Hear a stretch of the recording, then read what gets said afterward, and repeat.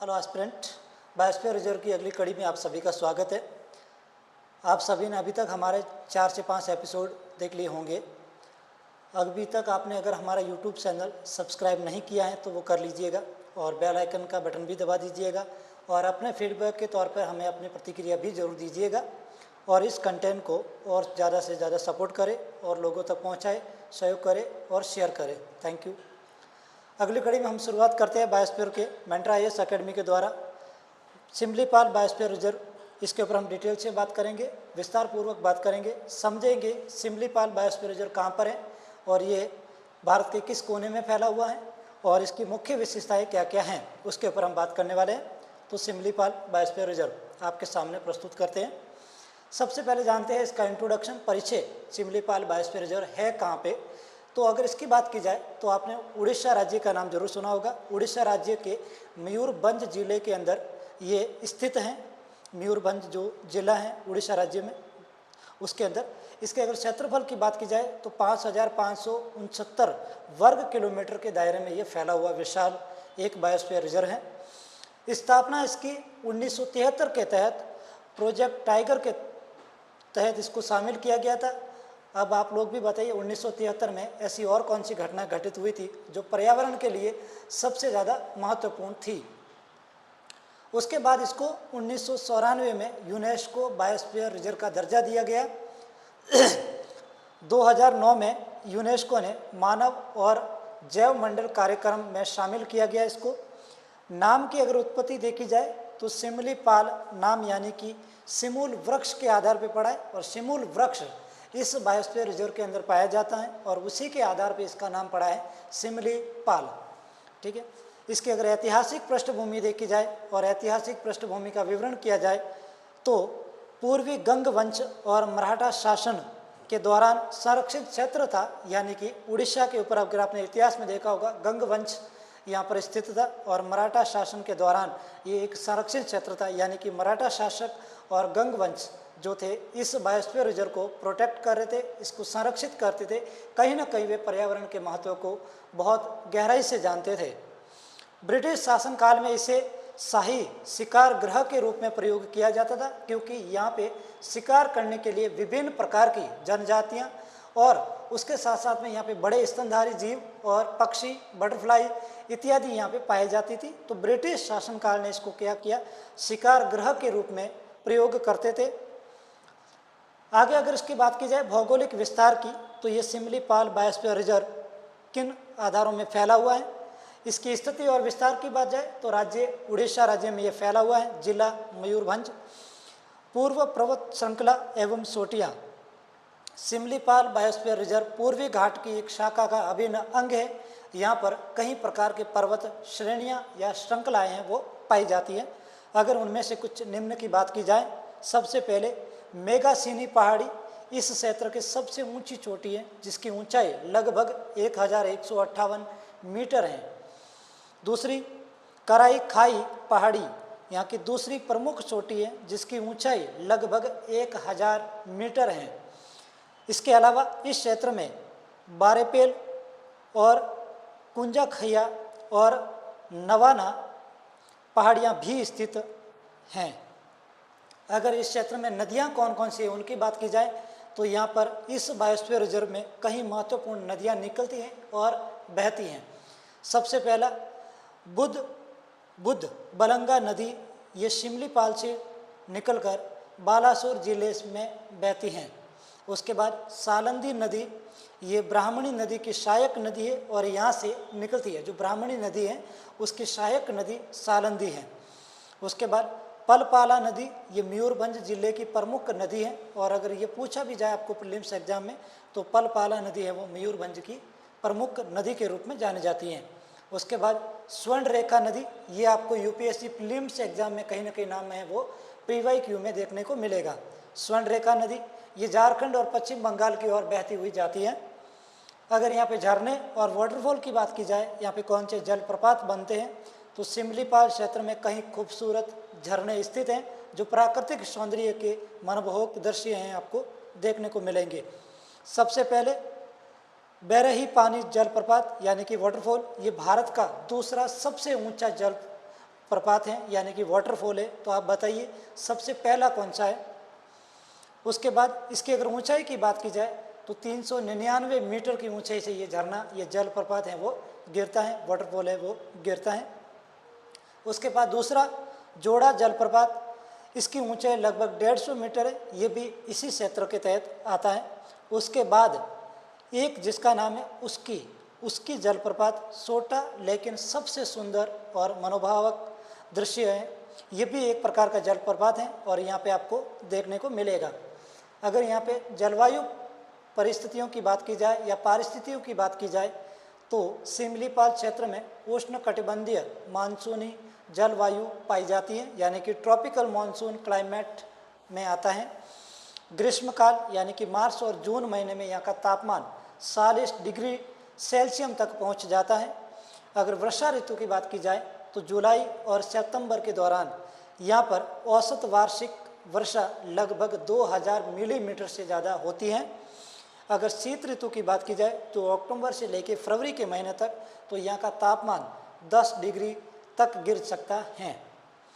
संरक्षित क्षेत्र की अगर बात की जाए तो सिमलीपाल बायोस्फीयर रिजर्व के अंतर्गत 3 प्रमुख संरक्षित क्षेत्र आते हैं।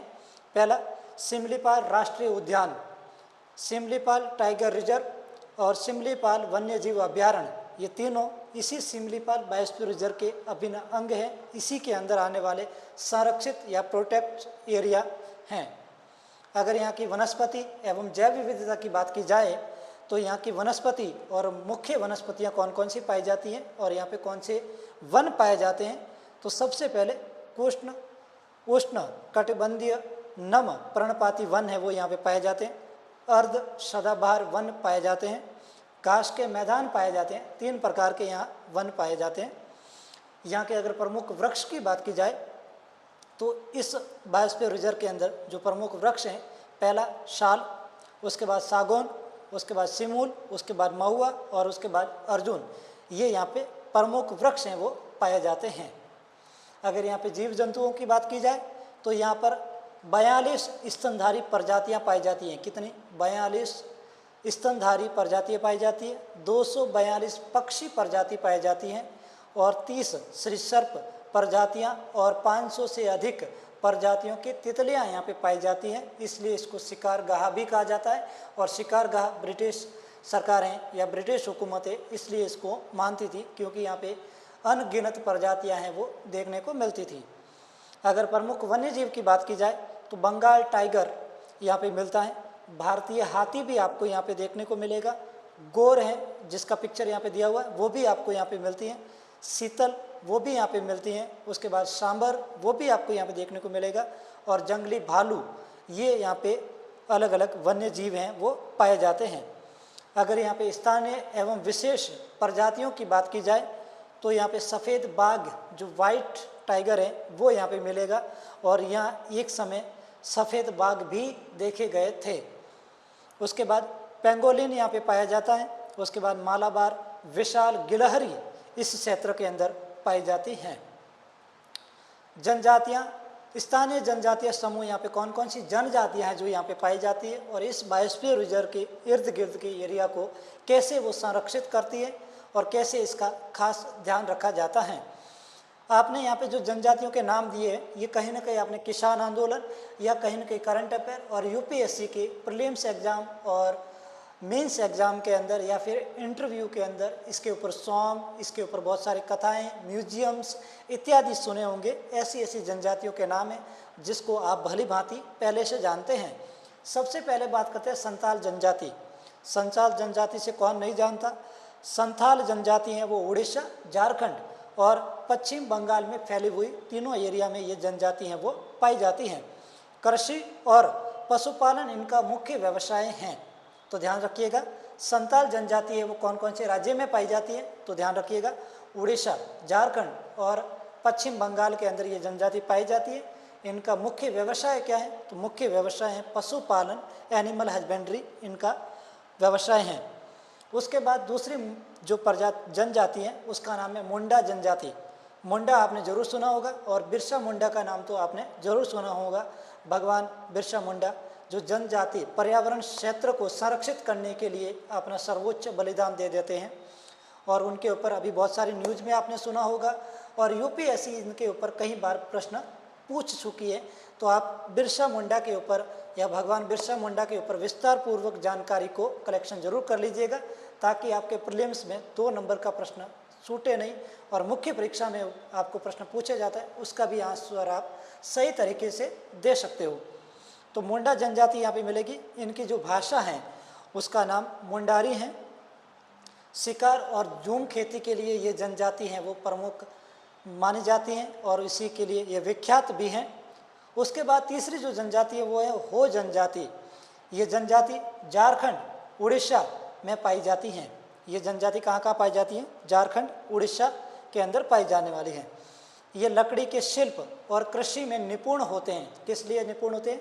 लकड़ी के जो खिलौने बनाए जाते हैं या शिल्प कलाकारी की जाती है उनके लिए, और कृषि में ये जनजाति हैं वो पूर्ण रूप से निपुण हैं। उसके बाद चौथी जो जनजाति है जो भारत के लगभग हर राज्य में कहीं ना कहीं आपको देखने को मिलेगी, जिनका नाम है भील जनजाति। शिकार करना, मछली पकड़ना और बांस के बनी चीज़ों को बनाना इनकी मुख्य विशेषताएं हैं या इनकी पहचान की ये इनकी खासियत है। उसके बाद संरक्षण के लिए क्या क्या प्रयास किए गए हैं, सरकारों ने क्या प्रयास किया है? तो सबसे पहले यहाँ पे प्रोजेक्ट टाइगर लाया गया था 1973 के तहत। यहाँ बाघों की संख्या बढ़ाने के लिए विशेष संरक्षण किया गया था। उसके बाद यूनेस्को बायोस्फीयर रिजर्व ने इसे वैश्विक संरक्षण सूची में रखा। कब रखा? 2009 में। इको पर्यटन, स्थानीय जनजातियों को पर्यटन से जोड़ने के लिए यहाँ पे पहल चलाई गई है, प्रयास किया गया है। और मानवीय या मानव वन्य जीव संरक्षण या संघर्ष समाधान, शहद उत्पादन और अन्य वैकल्पिक आजीविका योजनाएं चलाई जा रही है, ताकि यहाँ की जो जनजातियाँ हैं वो इस क्षेत्र के अंदर भली भांति सही तरीके से रहे और फले और फूले। ये जो बायोस्फीयर रिजर्व था हमारे सामने जिसके ऊपर हमने बात की, ये सिमलीपाल बायोस्फीयर रिजर्व है। इसकी प्रमुख विशेषताएं आपके सामने रखी गई हैं। अगली कड़ी में हम लेके आएंगे सुंदरबंस बायोस्फीयर रिजर्व और उसको विस्तार पूर्वक जानेंगे, ताकि हमारे प्रीलिम्स के प्रश्न हैं वो आसानी से सॉल्व किया जाए। तब तक आप इसके ऊपर नोट्स बनाइए, समझिए, जानिए और इसको लाइक कीजिए, सब्सक्राइब कीजिए, अपने दोस्तों तक ज़रूर पहुंचाइएगा, ताकि जो यूपीएससी की तैयारी कर रहे हैं या स्टेट पीसीएससी की तैयारी कर रहे हैं उन तक भी ये जानकारी सही रूप से पहुंचे। धन्यवाद।